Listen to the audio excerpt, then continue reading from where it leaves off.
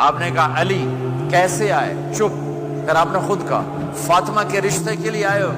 کہا جی ہاں. تو آپ نے کہا انشاءاللہ. جبریل کے آنے کے بعد بھی کہا انشاءاللہ، یہ نہیں کہا بس ٹھیک ہے ہو گیا ڈن، وہی آ گئی ہے ڈن. نہیں نہیں نہیں نہیں. آپ اٹھ کے گھر چلے گئے، علی باہر نکل گئے. باہر صحابہ کھڑے تھے، کہنے لگے کیا ہوا؟ علی کہنے لگے انکار ہو گیا. وہ کہنے لگے کیسے؟ کہ کچھ کہا ہی نہیں. عبد الرحمن بن عوف کہنے لگے کچھ کہا تھا؟ کہ انشاءاللہ کہا تھا. کہ بس پھر ہو گیا ہو گیا. یہ انشاءاللہ کیوں کہا؟ ہاں کیوں نہیں کی؟ آپ گھر گئے، کس کو بلا رہے ہیں؟ فاطمہ. کون؟ جنت کی عورتوں کی سردار، حسن حسین کی ماں. جنت میں نور کی چمک اٹھے گی. جنتی پوچھیں گے یہ نور کیسا ہے؟ کہا جائے گا اوپر کی جنت میں علی و فاطمہ مسکرائے ہیں، ان کے دانتوں کے نور سے جنت جگمگائی ہے. آپ نے کہا بیٹی فاطمہ علی کا رشتہ آیا ہے، ہاں کر دوں؟ اللہ اکبر اللہ اکبر. کیا فاطمہ نے انکار کرنا تھا؟ کیا فاطمہ نے انکار کرنا تھا؟ بیٹی علی کا رشتہ آیا ہے، ہاں کر دوں.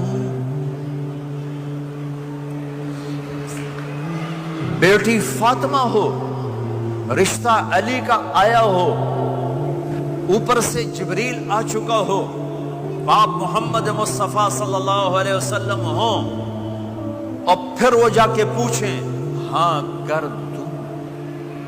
میرے بھائیو مجھے نہیں پتا یہاں معاشرت کتنی کو بدلی ہے، لیکن ہمارے ہاں بیٹیوں سے نہیں پوچھا جاتا، اور دیہاتوں میں بچوں سے بھی نہیں پوچھا جاتا. بات تیرا کر دیتا ہے ہن بھاویں تو مان یا نہ مان.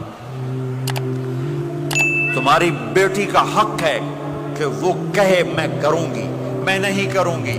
تمہارے بیٹے کا حق ہے وہ کہے میں کرتا ہوں، میں نہیں کرتا. اللہ کے واسطے ماں باپ سے کہتا ہوں جبر مت کرو، جبر مت کرو. بچوں سے کہتا ہوں اللہ کے واسطے لو میرج کے چکر میں مت پڑو. یہ دھوکہ ہے، یہ خواب ہے، یہ خواب ہے. زندگی اخلاق سے گزرتی ہے، شکلوں سے نہیں گزرتی. شکل و صورت سے نہیں زندگی گزرتی، اخلاق سے گزرتی ہے. دو واقعے اوپر نیچے ہوئے. ایک خاتون میرے پاس آ کے پھوٹ پھوٹ کے رونے لگی. کہا مولانا میرا خامد کھربوں پتی ہے، اربوں پتی نہیں کھربوں پتی ہے، اور زبان اتنی گندی ہے کہ مجھے اس نے زندہ مار دیا ہے. اور چند دن کے بعد ایک نوجوان ملا. کہا مولانا زندگی کی ہر دولت موجود ہے پر میری بیوی کی زبان بہت گندی ہے، میرا گھر برباد ہو کے رہ گیا ہے. ایک جگہ عورت کی تیزی نے گھر کو آگ لگائی ہوئی ہے، ایک جگہ مرد کی تیزی نے گھر کو آگ لگائی ہوئی ہے. گھروں کی آبادی اچھے اخلاق سے ہوتی ہے. بڑوں سے کہتا ہوں چھوٹوں سے رائے لے کر قدم اٹھاؤ. چھوٹوں سے کہتا ہوں ماں باپ کی رائے کو داخل کر کے چلو. اگر دونوں میں اختلاف ہوتا ہے تو ماں باپ سے کہتا ہوں اپنے بچوں کی رائے کو ترجیح دو. زندگی انہوں نے گزارنی ہے. یہ میرے نبی کی ایک پاکیزہ خوبصورت زندگی ہے. میرے بھائیوں میں نے آپ کا زیادہ وقت لے لیا. احباب جمع ہے میر حال دل کہہ لے، پھر التفات دلے دوستاں رہے نہ رہے. آپ ایک معاشرے میں رہتے ہیں، آپس میں لڑائیاں بھی ہوں گی، جھگڑے بھی ہوں گے، اور بہت سے ایسے ہوں گے عورت عورت سے نہیں بولتی، مرد مرد سے نہیں بولتا.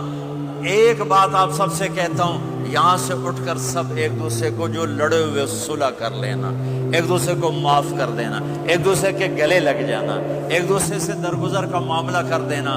اور خامد اور بیوی اگر لڑے ہوئے ہوں تو ان کی صلح اتنی طاقتور چیز ہے کہ ان کے صلح کرتے اللہ ان کے پچھلے سارے گناہ معاف کر دیتا. شیطان روزانہ اپنی کچہری لگاتا ہے. شیطانوں سے پوچھتے ہاں بھائی کی کر کے آئے ہو؟ جی چوری کرائی. یوں سر ہلاتا ہے. ڈاکہ، نماز نہیں پڑھنے دی. ٹھیک، ایک لمبی فہرست ہوتی ہے. وہ ایک لنگڑا شیطان کالا جا پچھو کھلو کے آندا ہے. استاد جی میاں بیوی نے لڑایا، کا پتر شاباش تو اگاں آ جا آ جا آ جا آ جا آ جا. اس کو گلے لگاتا ہے، اس کو پاس بٹھائے. اور کمبخت تو یہ ہے اصل کام. خامد اور بیوی کی لڑائی، نسلیں برباد ہو جاتی ہیں. ہر کلاس میں ٹاپ کرنے والے لڑکے نے 2 دفعہ خودکشی کی کوشش کی، ماں باپ کی لڑائی۔ تو میرے بھائیوں، اپنے نبی والے اخلاق کے ساتھ زندگی گزارنا سیکھو، سچ بولو، یہ آپ کا دیس ہے، اس کو ٹیکس پورا دو، اس کے ساتھ دھوکہ نہ کرو، اس کے ساتھ فراڈ نہ کرو، اس کے ساتھ 2 نمبری نہ کرو، دیانتداری کی زندگی گزارو، سچائی کی زندگی۔ یا مختلف مذاہب کے لوگ رہتے ہیں، سب کو عزت دو، سب کو احترام دو، سب کی قدر کرو۔ کون اللہ کے ہاں سہاگن ہے یہ تو موت کے بعد پتہ چلے گا، لیکن تمام کو احترام دو، تمام کو عزت دو۔ ایک غیر مسلم کا جنازہ گزرا، میرے نبی کھڑے ہو گئے، غیر مسلم کا میرے نبی کھڑے، کہا یا رسول اللہ یہ مسلمان نہیں، آپ نے کہا انسان تو ہے، انسان تو ہے، اب اس کے احترام میں کھڑے ہو گئے۔ تو بھائیو، تمام اہل مذاہب کو عزت دو، احترام دو، تو انشاءاللہ